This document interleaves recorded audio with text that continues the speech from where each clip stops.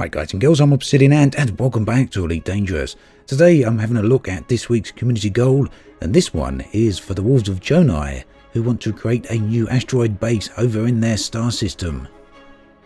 Now for me, asteroid bases are one of the most impressive station types within the game, especially when they're included inside the ring systems themselves, and it seems to be that's what the Wolves of Jonai actually want to do here. And we'll head on over to the specific planet in just a moment to get a bit of an idea of where this station's likely to go. As usual, there's two different community goals here. One is a trade appeal, which you can see the materials requested are listed right above. And I'm going to go and pick up some palladium, as that would likely be the most financially rewarding. There's also a combat community goal, which is for protecting the traders, and that's in this same system. So I'm going to sign up to both of them, and we'll participate in a bit of both of these as well. So if you're interested in this, do head on over to this system and get yourself signed up and involved. We can pick some palladium up from this system here, but it seems they haven't got a huge stock, so it's probably going to run out very soon, but hopefully there'll be enough for a few runs. Now the system the community goal is located inside of is a pretty impressive one. There's a whole bunch of ringed planets here, and as you know, ringed systems rank amongst my most favourite locations in the entire game. Now, the Wolves of Jonai have been active in the game for a pretty long time, pretty much right from the start, I do believe. And many of you will probably know the leader of the Wolves of Jonai, none other than Chaos Wolf. Now, if you haven't had the pleasure of checking out his YouTube channel, do take a look at the links below, and there you'll find a link to his channel. And he does cover Elite Dangerous fairly extensively. You'll find a whole load of videos there, well worth taking a look at.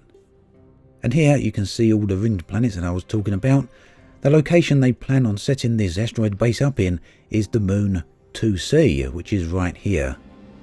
Now when they say they want the asteroid base set up inside the rings, I don't know exactly what that means. There is some gaps here which I guess the asteroid base could be fit inside of.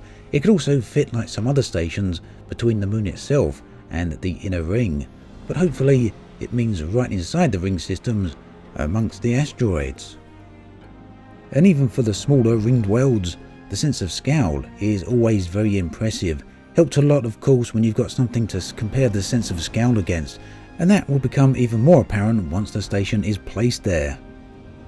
So then, a few jumps away, I'm here to collect some palladium.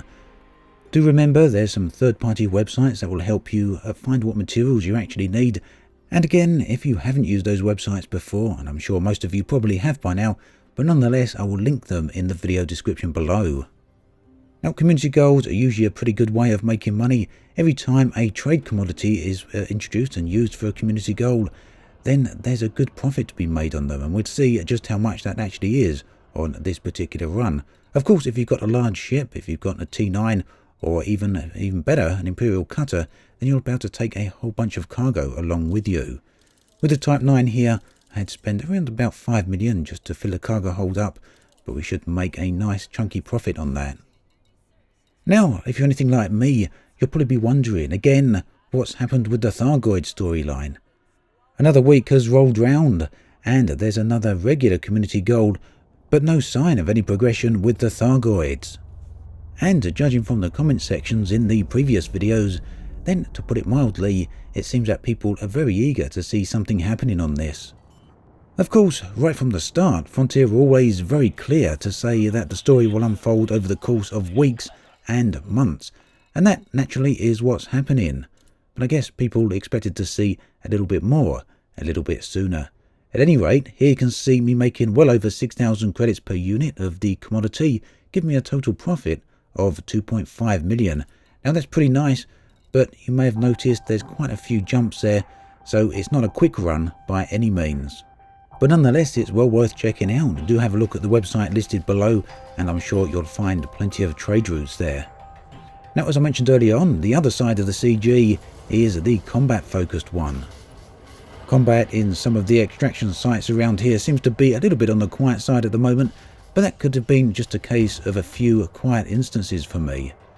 I came out here merely in my Vulture, but that seemed to be more than enough for the job.